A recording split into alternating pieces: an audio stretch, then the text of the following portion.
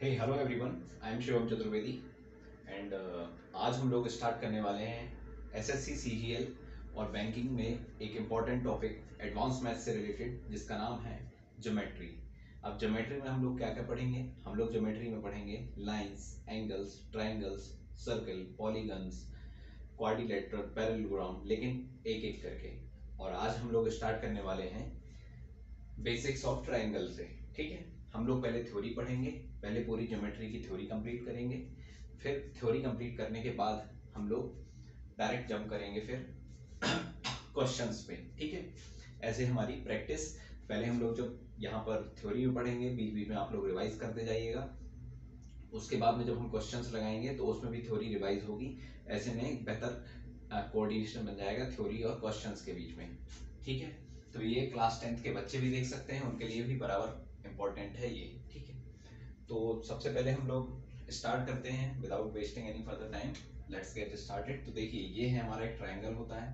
ठीक, अब इस ट्राइंगल में हमको क्या क्या दिख रहा है? हमको दिख रहा है कि एक, दो और तीन, तीन तो होते हैं भाई एंगल्स। ठीक है, अब ये एंगल कहाँ हो रहे हैं?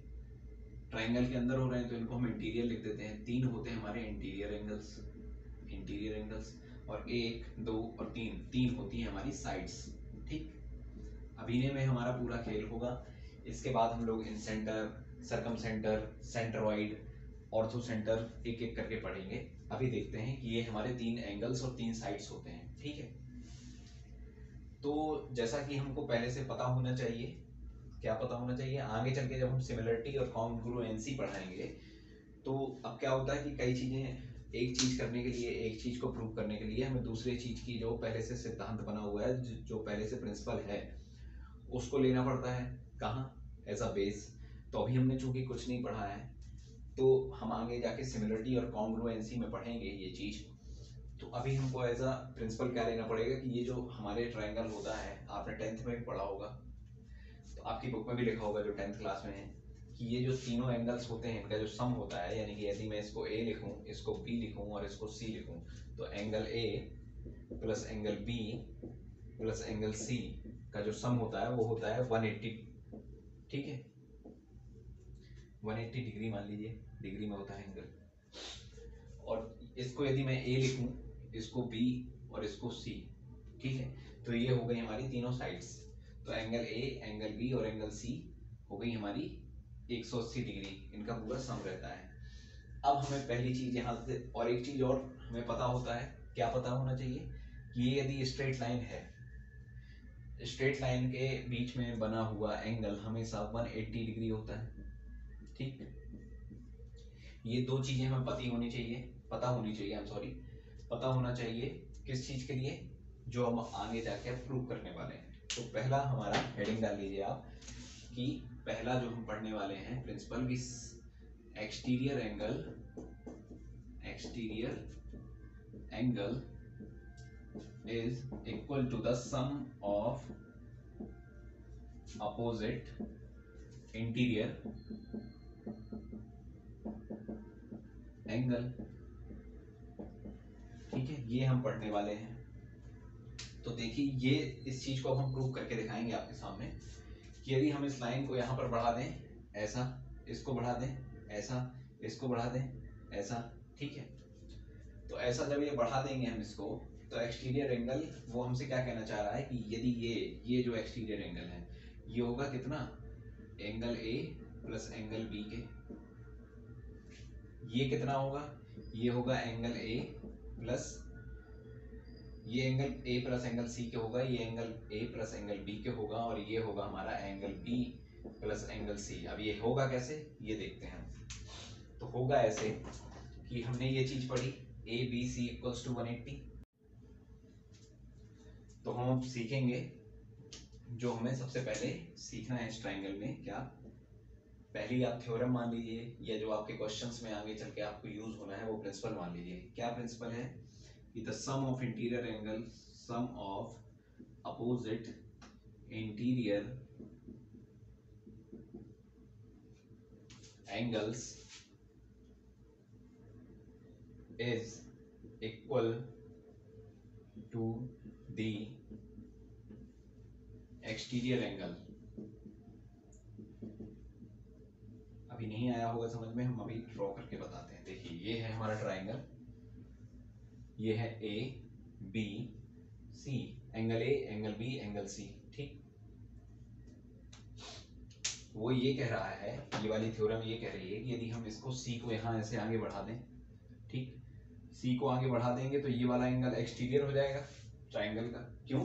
क्योंकि ये इंटीरियर है, इंटीरियर के बाहर वाली चीज एक्सटीरियर हो जाएगी। इसको ऐसा बढ़ा दें, इसको ऐसा बढ़ा दें, ये हो जाएगा एंगल ए एक्सटीरियर, और इसको ऐसा बढ़ा दें तो ये हो जाएगा हमारा एंगल बी एक्सटीरियर। तो ये कह रहा है कि यदि हम इसकी वैल्यू निकालें यहाँ पर तो ये होगी angle A plus angle B, इसकी वैल्यू निकालें तो ये होगा angle B plus angle C, और इसकी वैल्यू निकालें तो angle A plus angle C. क्यों? क्योंकि sum of opposite interior angles is equal to the exterior angle, ठीक। अब ये होता कैसे है, इसको हम प्रूव करते हैं। देखिए हमने आपको बताया था कि एक सीधी लाइन है, उसके बीच में बना हुआ कोण 180 डिग्री का होता है, ठीक। ट्राइंगल के तीनों एंगल्स का, angle A plus angle B और एंगल सी, इन तीनों का योग होता है कितना? 180, इनका सम होता है 180, ठीक। तो चलिए इस वाले एंगल को हम मान लेते हैं एंगल सी, ये वाला हो गया हमारा एंगल सी, और इसको हम मान लेते हैं एंगल अल्फा। अब हमें एंगल अल्फा इक्वल्स टू ये प्रूव करना है कि ए प्लस बी होना चाहिए उसका, ठीक है। तो देखिए कैसे होता है। तो एंगल ए, अब इसी वाले से हम निकाल लेते हैं कि एंगल सी, इस वाले इक्वेशन को यदि हम उस तरफ मोड़ते हैं तो 180 minus angle A minus angle B, ये इस तरफ चले गए दोनों, ये इस तरफ चले गए, माइनस में आ गए, तो ये हो गया हमारा इक्वेशन नंबर 1, ठीक। अब चूंकि हमें पता है कि ये एक स्ट्रेट लाइन है तो angle C plus angle alpha equals to कितना होगा? 180, ठीक। ये हो गया हमारा इक्वेशन नंबर 2। अब हम ऊपर का मिटाएंगे,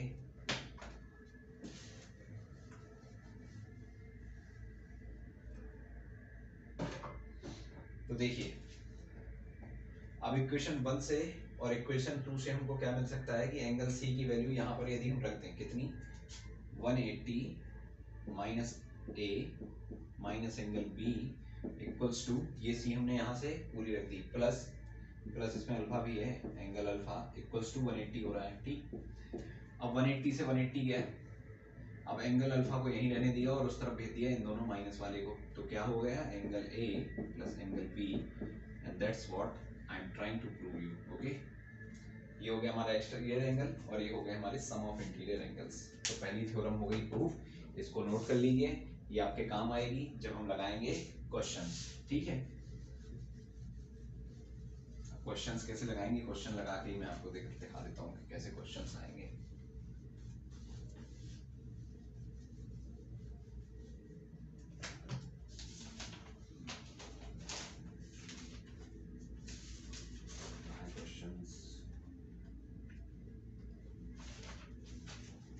हाँ देखिए ये दिया गया है, जैसे इसमें क्वेश्चन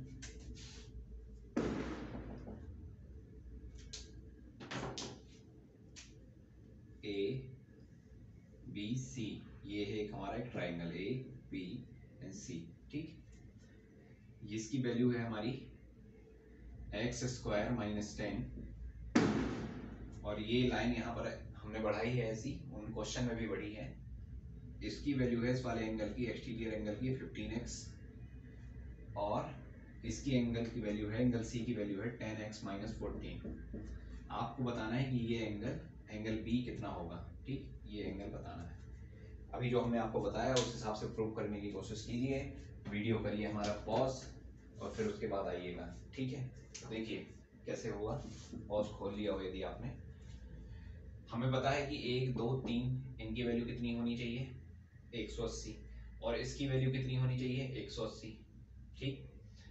लेकिन हमें वो वाला जो थ्योरम मालूम है, ऐसे तो हम ऐसे लगा सकते हैं ना कि इसकी 180 इन तीनों की मिलाकर बता दें, ठीक है, इसको y मान लें, ऐसा कर सकते हैं कुछ, लेकिन लंबी प्रोसेस होगी, ठीक है। तो हम ऐसे में या ये करेंगे कि ये एक्सटीरियर एंगल है, इसके सामने वाले सम ऑफ अपोजिट एंगल्स का जो सम होगा वो इसके इक्वल होगा, ये भी हम पढ़ के आ रहे हैं पिछले थ्योरम में, ठीक है। तो वो वाले थ्योरम को हम लिख देंगे according to the that theorem. कौन सी थ्योरम? कि the sum of interior opposite angles are equal to the exterior angle. तो यहाँ देखेंगे अब हम कि 15x किसके इक्वल होगा? सम ऑफ अपोजिट इंटीरियर एंगल, यानी कि x square minus 10 plus 10x minus 14, ठीक।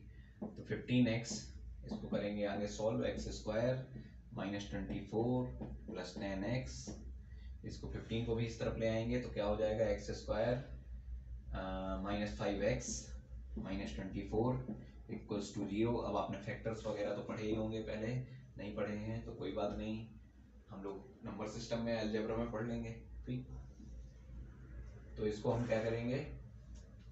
इसको करेंगे ये, हाँ, minus 8x plus 3x minus 24। अब यहाँ पर आप लोग सुविधाचार का मेथड मत लगाने लगेगा क्योंकि वो कॉम्प्लिकेटेड होता है। तो x लिया यहाँ से कॉमन, x माइनस 8, यहाँ से 3 लिया common, x minus 8 equals to 0। अब आगे क्या होगा यहाँ पर? चलिए मैं इसको मिटा देता हूँ।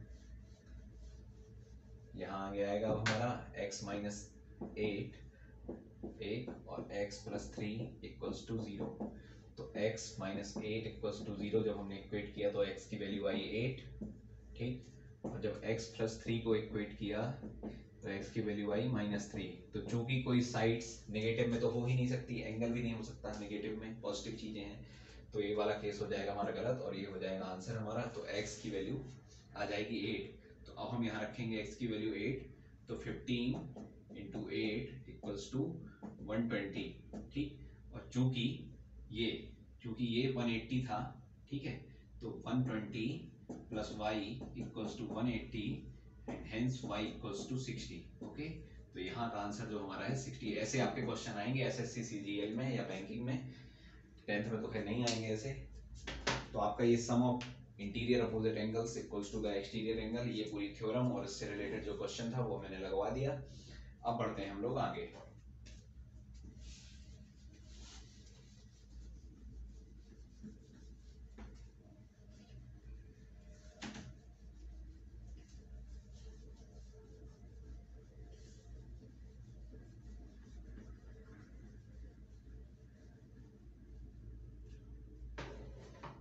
अब पढ़ेंगे हम लोग क्या? टाइप्स ऑफ ट्राइंगल्स,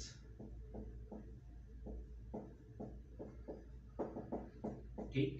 पहला होता है हमारा स्केलिन ट्रायंगल। मैं जल्दी जल्दी निपटाऊंगा इसको, क्यों? क्योंकि ये कंपटीशन में आता नहीं है, जस्ट बेसिक है, जानना जरूरी है बस। दूसरा होता है हमारा इक्विलेटरल और तीसरा होता है हमारा राइट एंगल ट्रायंगल,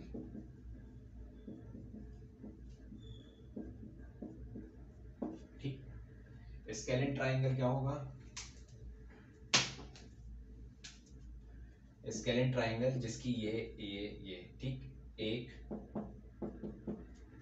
तीनों भुजाएं 3 साइड से ना अलग अलग हों, यानी कि all 3 sides are not equal, ठीक। अब इक्विलेटरल ट्रायंगल में क्या होगा? 1 2 3। ये तीसरा हमारा गलत लिख दिया हमने, ये तो अलग टाइप होगा, तीसरा एक और होगा, बताऊंगा मैं आपको। 1 2 3 जिसकी तीनों साइड्स बराबर हों, 3 sides आर इक्वल। और तीसरा होता है हमारा आइसोसेलेस ट्रायंगल, आइसोसेलेस ट्रायंगल। इसमें क्या होता है कि आमने सामने की जो भुजाएं रहती हैं 1 और 2, ये आमने सामने की भुजाएं होंगी इक्वल, ठीक है। फ्रंटल साइड्स आर इक्वल, ठीक। ये हो गए हमारे तीनों प्रकार के ट्रायंगल, ये आपको जानना जरूरी थे, आगे चल के क्वेश्चन में जो लिख के आएगा। तो टाइप्स ऑफ ट्रायंगल देखने के बाद अब हम चलेंगे एक हमारे दूसरे प्रकार के प्रिंसिपल पर, जिसमें 2 स्टेटमेंट्स हैं। आप गौर कीजिएगा इसमें कि पहली स्टेटमेंट है जो लिखी है कि sum of 2 sides of a triangle is always greater than the third side, okay, and the second statement is magnitude of the difference of 2 sides is always lesser than the third side। यानी कि इसके कहने का तात्पर्य ये है कि यदि हम एक ट्रायंगल बनाएं ए बी सी, इसके सामने की एंगल ए के सामने की साइड हो गई हमारी ए, बी के सामने की बी स्मॉल बी और सी के सामने की स्मॉल सी। ठीक है, तो अकॉर्डिंग टू फर्स्ट स्टेटमेंट ये कह रहा है कि यदि हम b प्लस सी लें तो ये हमेशा ज्यादा होगा किसके, a के। ये हो गया हमारा पहला वाला जो कह रहा है। ठीक है, और दूसरा जो कह रहा है कि magnitude of the difference of two sides, यानी कि मैग्नीट्यूड ऑफ द डिफरेंस, ये आ गया डिफरेंस, इसका यदि हमें मैग्नीट्यूड लेना है तो हम लगा देंगे इसमें मोड। ठीक, अब यदि b माइनस सी करें या c माइनस बी करें, ठीक, तो आएगा उसका मैग्नीट्यूड सेम। तो इसका जो मैग्नीट्यूड होगा वो होगा छोटा किससे, तीसरी साइड से। ये हो गए हमारे दोनों कंक्लूजन्स। अब इस पे बेस्ड जो न्यूमेरिकल्स होते हैं वो ऐसे आते हैं आपके पास कि यदि मान लीजिए कि यहाँ पर इसकी साइड दे दी गई हमको 4, ठीक, और ये साइड दे दी गई हमको 10, ठीक, 4 और 10। तो बताइए कि ये जो a है, ऐसे कितने ट्राइंगल्स बन सकते हैं कि a की वैल्यूज उसमें पॉसिबल हो। तो हमें देखना है, अब इसके अकॉर्डिंग हम चलेंगे b प्लस सी जो ग्रेटर है a से, और b माइनस सी का मैग्नीट्यूड जो कि छोटा है a से। अब चलेंगे हम, ये अच्छे से लिख लेता हूँ मैं यहाँ पे यार। तो आपसे कोई पूछ सकता है कि ये आपका है, ये 4 है, ये 10 है, ऐसी एक ट्राइंगल है, ऐसे कितने ट्राइंगल्स बन सकते हैं कि जिसकी एक साइड 4 सेंटीमीटर रहे, एक साइड 10 सेंटीमीटर रहे, तो तीसरी साइड, ऐसे कितने ट्राइंगल बना सकते हैं हम लोग, ए की कितनी वैल्यूज पॉसिबल हो सकती हैं। क्वेश्चन ये है मेरा कि ए की कितनी वैल्यूज पॉसिबल हो सकती हैं यदि ए एक इंटीजर है तो। ठीक, तो चलिए देखते हैं हम लोग क्वेश्चन कैसे लगाएंगे। ये आपके एसएससी सीजीएल में आया हुआ क्वेश्चन है। ठीक है, तो देखिए b माइनस सी बड़ा है c, छोटा है c से, और c छोटा है किससे, a, अरे आई एम सॉरी a, और ये किससे छोटा है, b प्लस सी से। ठीक, तो चलिए इसमें से हमने ले लिया ये 4 और 10, तो 4 माइनस 10, ठीक, इसका a 4 प्लस 10, ठीक, इसका मोड लेंगे तो आएगा 6, ठीक, कैसे 6 आएगा, ये -6 हो जाएगा, -6 का मैं मोड लूंगा तो 6 हो जाएगा, -6, इसका मोड लिया तो 6। ओके, इसको मैं डायरेक्ट 6 ले देता हूँ, तो 6 लेसर देन 14। अब यदि आप एक चीज सीखिए कि हमसे यदि कोई पूछे कि 1 से लेकर 10 के बीच में कितने इंटीजर्स वैल्यूज पॉसिबल हो सकती हैं, तो इसमें हम कैसे निकालेंगे, ये आप हमेशा के लिए सीख लीजिए। 1 से 10 पूछ ले, 1 से 100 पूछ ले, यानी कि कंटिन्यूअस इंटीजर्स की वैल्यू दे दे, और फिर पूछे कि शुरुआत वाले को और एंड वाले को यदि हम छोड़ दें तो बीच में कितने इंटीजर्स वैल्यू पॉसिबल है। तो उसमें हम क्या करेंगे कि बड़े वाले से घटाएंगे छोटे को और उसमें -1 कर देंगे। जैसे अब आपसे कोई पूछ ले कि 10 से 20 के बीच की इंटीजर वैल्यू बता दो, हमें पता है कि 11, 12, 13, 14, 15, 16, 11, 12, 13, 14, 15, 16, 17, 18, 19, कितनी वैल्यू हो गई, 1, 2, 3, 4, 5, 6, 7, 8, 9। ठीक, तो 20 बड़ा माइनस छोटा -1, यानी कि 20 minus 10 equals to 10, -1 equals to 9।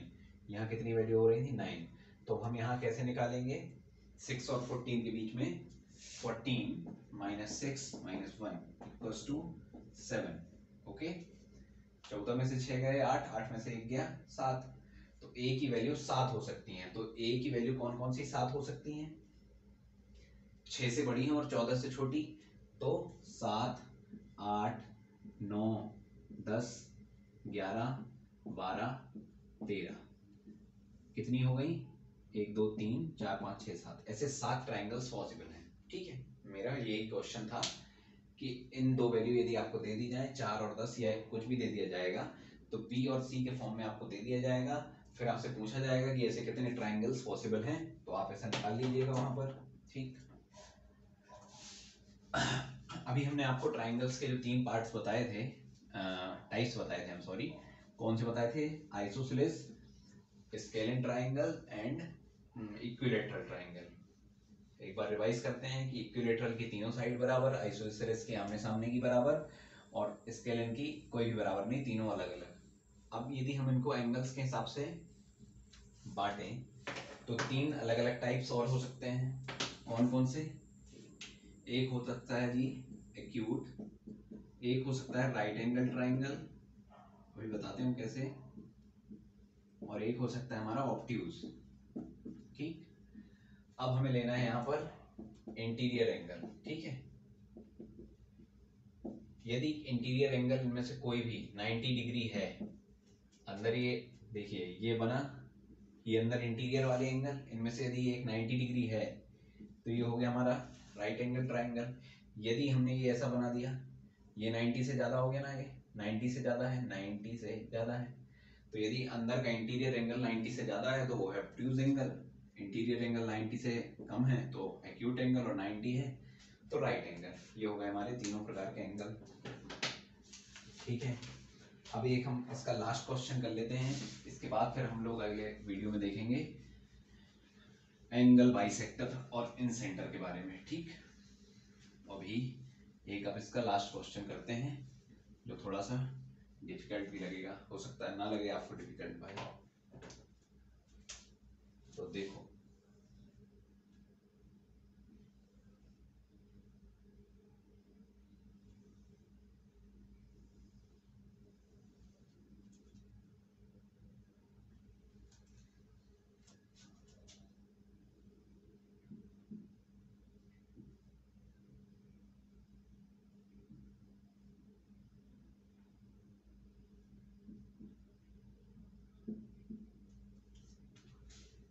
अब यदि हम आपसे कह दें, क्वेश्चन है हमारा कि angle 1 plus angle 2 plus angle 3 plus angle 4 plus angle 5, इन सब का सम बताओ कितना है। ठीक, ये है आपका क्वेश्चन। ठीक, समझ गए क्वेश्चन? अब करो वीडियो पॉज, अभी तक हमने जो थ्योरी बताई है उसी के अनुसार इसका आंसर आ जाएगा। यदि नहीं आए तो फिर पॉज खोल के देख लेना, क्योंकि अब हम लगाने वाले हैं इनको। तो देखिए कैसे लगेगा। देखो, हमारा एक ट्राइंगल ये है ना, ये एक ट्राइंगल है। ठीक, ये एक ट्राइंगल, ये हम अब इसको नीला नीला कर रहे हैं। ठीक है, इस ट्राइंगल की बात कर रहे हैं हम। ठीक, इस वाले ट्राइंगल में एक दो इनके ये और ये इंटीरियर एंगल्स हैं, ये इनके opposite, sum of opposite interior angles क्या होगा यहाँ पर, ये हो गया हमारा ये। अब हम इसकी बात कर रहे हैं, इसको हम क्या कह सकते हैं, इसको हम कह सकते हैं एंगल 1 प्लस एंगल 3। ठीक है, ये 2 सेकंड का भी सवाल नहीं है, ये देखिए कैसे होगा। एंगल 1 प्लस एंगल 3 लिख सकते हैं इसको, क्यों? क्योंकि sum of opposite interior angles is equals to the exterior angle. ठीक है, दूसरा ट्राइंगल हम इसको ऐसे ले सकते हैं ना। ठीक, इसको ऐसे लिया जब हमने, तो ये इंटीरियर अपोजिट 2 और 4, इसको हम 2 और 4 लिख सकते हैं यहाँ पर, एंगल 2 प्लस एंगल 4। ठीक, अब देखो भाई, अब ये वाला जो ट्राइंगल है, ये वाला एक ट्राइंगल के भीतर यानी कि एक ट्राइंगल के जो इंटीरियर एंगल्स होते हैं उनका योग, उनका सम कितना होता है 180। तो देखो, अब इसी एंगल की हम पूरे इस ट्राइंगल की बात कर रहा हूं मैं, तो angle 1 plus angle 2 plus angle 3 plus angle 4, ये प्लस एंगल 5 उसमें ऑलरेडी है। एक ट्राइंगल के इंटीरियर एंगल्स का योग सम कितना होता है 180, and this is the answer. Okay, तो यहाँ हमारा खत्म होता है बेसिक्स ऑफ ट्राइंगल का पहला लेक्चर। इसके बाद अब हम लोग अगले वीडियो में क्या पढ़ेंगे, इसके बाद अब हम लोग अगले वीडियो में पढ़ेंगे इनसेंटर और एंगल बाइसेक्टर से जुड़े कुछ थ्योरी और कुछ